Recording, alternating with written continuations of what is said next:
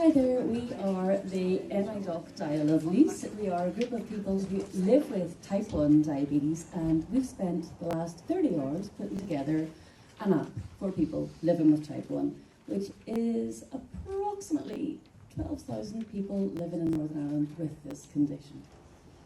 So, people with type 1 diabetes make approximately 180 extra decisions every day compared to the ones that people who don't have diabetes make.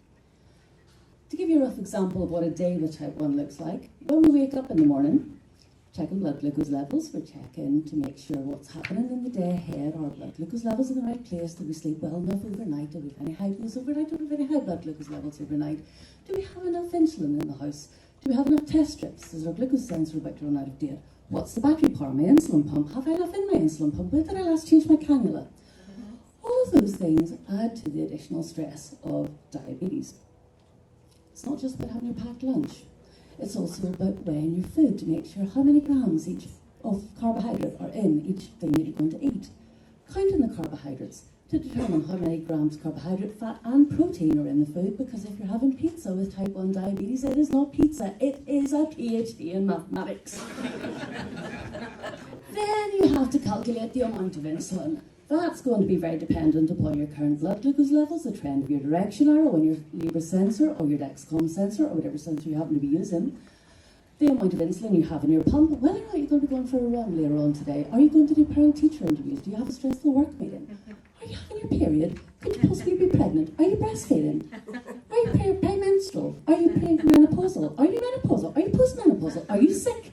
It's not just food, it's a challenge. When you go to work, good days work, bad days of work, all of those things impact your diabetes. Moments away from your desk allow you to check your blood glucose levels, sneak a sneaky packet of hypo treats before you go into your next meeting or present at the front of the room.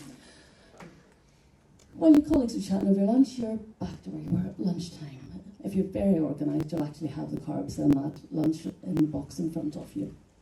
It's what parents do every day who have kids with type 1. It's also why we tend to eat the same things at the same times every day, because we are actually the most sparkly autistic people in the world ever whenever it comes to food, because that's one of the few things we have an element of control over. We like to think. The reality is very different.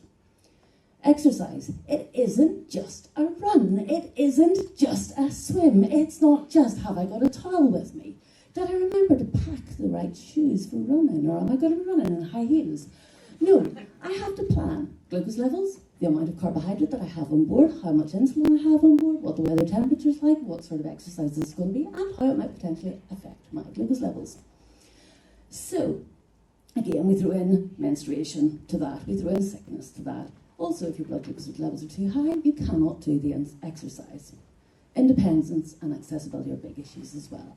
So making sure that you can actually see the screen, that it speaks to you in a way that it can, and digital literacy. Age is also another matter. And I'm going to hand back over to my lovely assistant. Thank you, Dawn. So this is the MVP that we have created this weekend.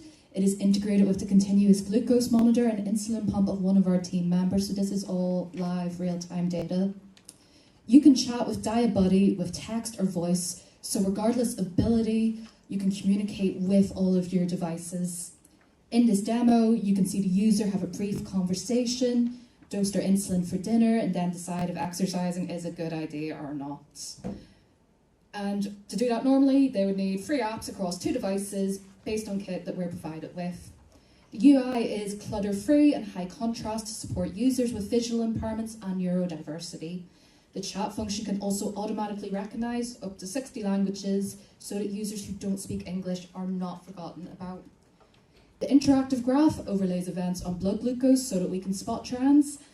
Diabuddy brings together data such as steps.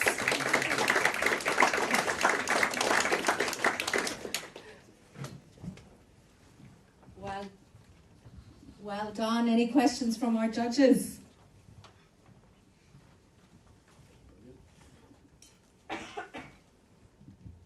Tell me more about the data you're bringing together.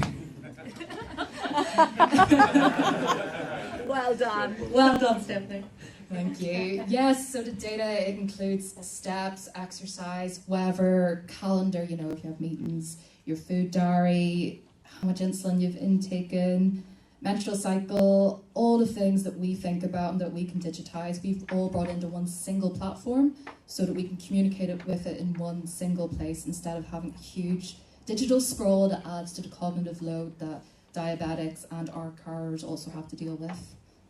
Unfortunately, I miss a menstrual cycle, so I couldn't demonstrate that with my picture. Any questions? Obviously, people are talking about diabetes are moving to pumps. How does this interact with what the technology within pumps, and how do you see this working together? I think we were told this was with a pump. Yeah. Yeah, so this particular example does use an insulin pump, but with insulin pumps we still need to do all the calculations on our carbohydrates and whatnot, so being able to talk to the graph or talk to the chat function in Diabuddy and get an understanding of how many carbs are in our food and also how exercise might still impact that is still every bit as relevant. We've also considered connected pens for users who aren't yet on insulin pumps, as we're still in the minority, unfortunately. And as previously mentioned as well, there are the daily tasks associated with insulin pumps, such as battery powers, cannula site changes, and ensuring the correct insulin dose.